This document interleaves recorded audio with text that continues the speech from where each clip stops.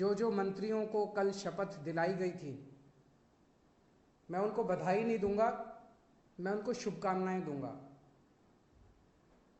भगवान से प्रार्थना करूंगा कि आप सब लोग जो जो जिम्मेदारी आपको दी गई है वो जिम्मेदारी आप लोग पूरी लगन, मेहनत और ईमानदारी के साथ पूरी करेंगे। एक एक व्यक्ति के ऊपर निगाहें हैं लोगों की, समय कम है। अभी अभी मान साहब ने कहा कि 70 साल खराब कर दिए हम लोगों ने, 75 साल हो गए आज़ादी को, 75 साल हमने खराब कर दिए, अब टाइम कम है।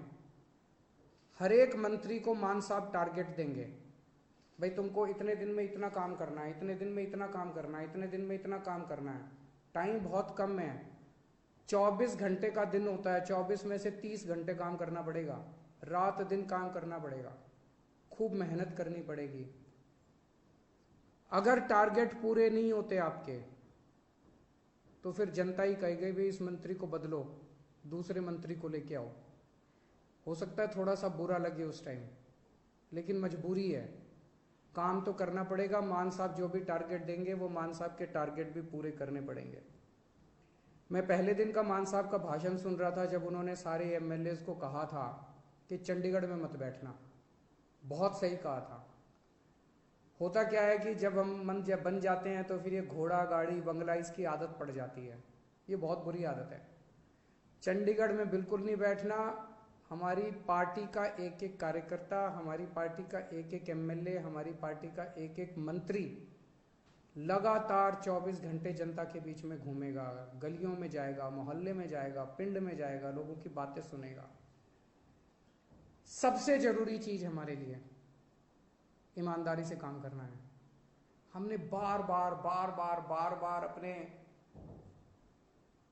चुनाव प्रचार में कहा कि हमारी कट्टर ईमानदार पार्टी है, हम एक कट्टर ईमानदार सरकार बनाएंगे। भगवंत मान एक कट्टर ईमानदार आदमी है, लोग हमसे उम्मीद करते हैं। मैं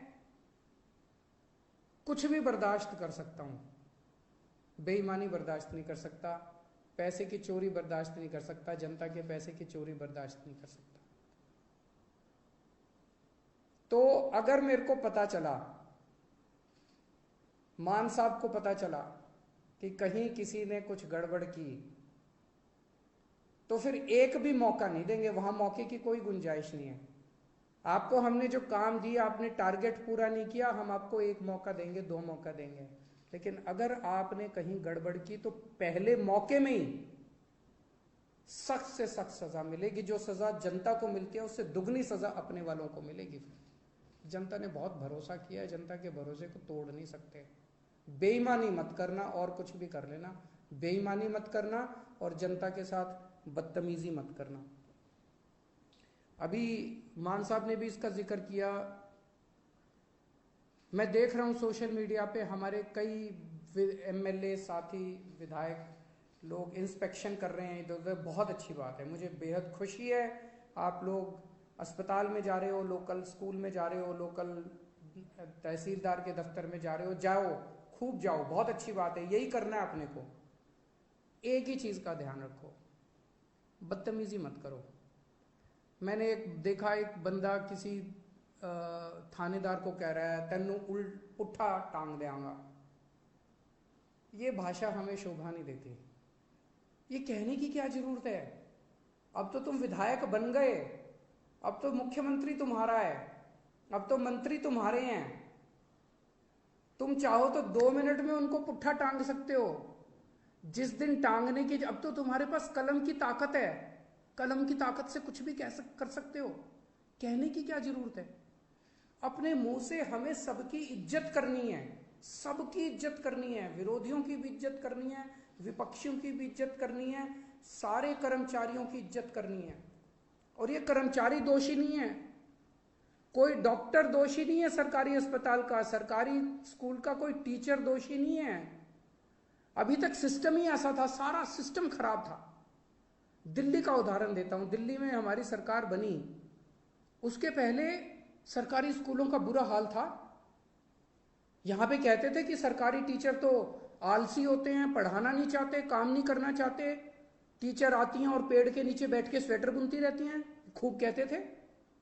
हमने आने के बाद इन सारे टीचरों को इज्जत दी, सारे डॉक्टरों को इज्जत दी, सरकारी स्कूल के अस्पतालों के डॉक्टरों को, टीचरों को इज्जत दी, और आज इन्होंने करिश्मा करके दिखा दिया, सिस्टम बदल गया।